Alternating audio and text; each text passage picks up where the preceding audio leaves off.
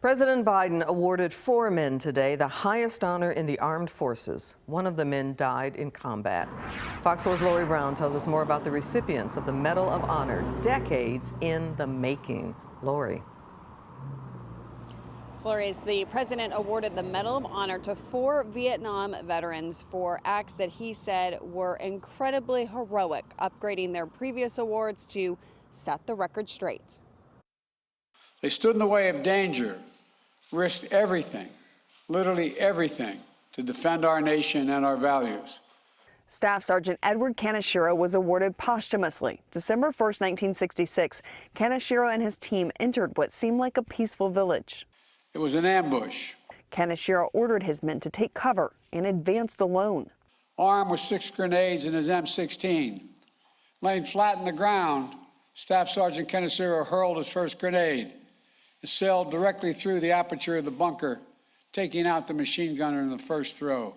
He then jumped into the trench alone, clearing the enemy as he went. Eyewitnesses say Kanishiro single-handedly averted mass casualties for the platoon. He survived and continued serving in combat for the next 3 months.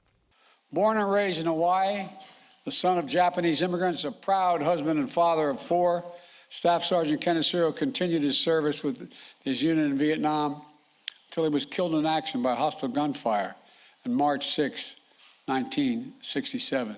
Specialist 5 Dwight W. Birdwell received the honor for going beyond the call of duty January 31st, 1968.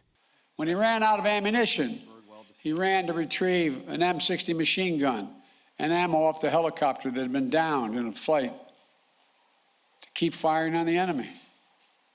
And even when that M60 was hit by enemy fire, causing it to explode and send shrapnel into Birdwell's face, chest, arms, and hands, he remained on the battlefield. Specialist 5 Denis Fuji received the honor for his acts of gallantry in February 1971 after his helicopter crash-landed. When a second American helicopter managed to land nearby minutes later, it was able to evacuate all the downed crewmen except the Specialist Fuji. Rather than risk the lives of his crewmates, waved off the helicopter, remaining behind as the only American on the battlefield. Major John Duffy received the medal for his actions April 14, 1972. And when the withdrawing soldiers were ambushed, Major Duffy remained with those who were wounded, rallying them to make it. And finally, the airship was ready to depart. One of his Vietnamese allies was shot in the foot, causing him to fall backwards out of the helicopter.